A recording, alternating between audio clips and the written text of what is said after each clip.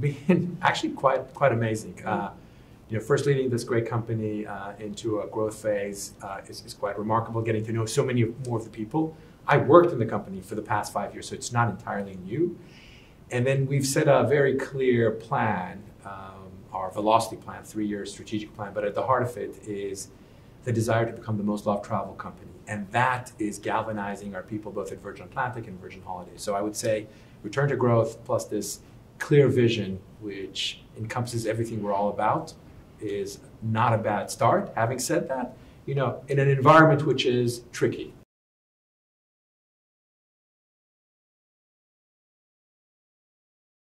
Well, first of all, everything is dangerous in business, but calculated risks, I would say, are part and parcel of what we do. No, I don't think it's anything crazy or too ambitious in the sense that we just haven't grown in a bit of time. If you look at our profitability, it's pretty good on all the routes that we fly.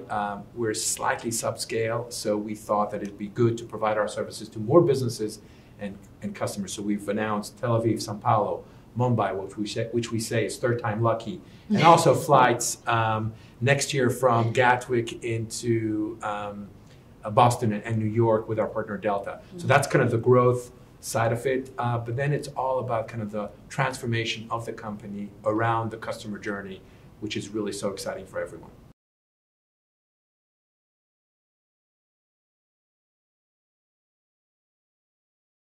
Earlier this year, we said that we actually invested 30%, into Flybe and acquired 30%.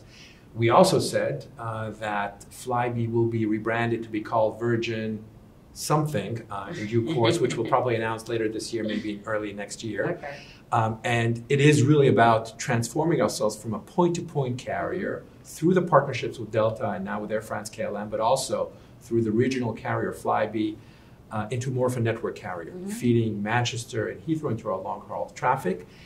And customer service is, of course, important. When we rebrand it, people will expect it to be at the standards of Virgin Atlantic, which it will be. But the average flight time on a Flybe flight is 55 minutes, so much shorter than our 10, 12, 14 hours. So I think you're not going to have a flatbed on a Flybe flight, even when it's rebranded to be called Virgin. But in terms of on-time performance, reliability, safety and security, and of course that pizzazz, that attention to detail, and the amazing cabin crew that we have will be the differentiator for Flybe going forward.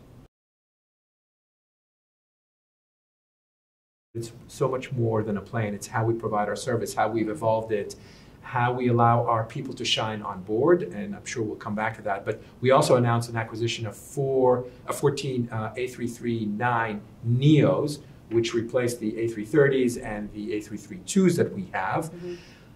Important from a sustainability perspective, the planes that come in, the A330-9s, 13% less carbon and fuel versus the planes they replace.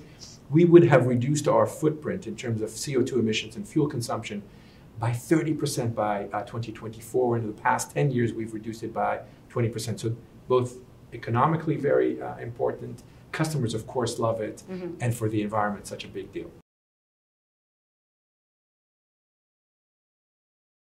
It's true, an airframe is an airframe. It's really what you put inside. It's a shell. It's a very sophisticated shell. Yeah. And we've talked about the environmental impact of it. But internally, what we have done is really taken the Virgin Atlantic heritage and brought it into the 21st century along the lines of the 787. So first of all, unlike our low-cost carriers, we provide everything when you get on board. There's no differentiation in the service you get when you are on board, of course, depending on the class of service that you have.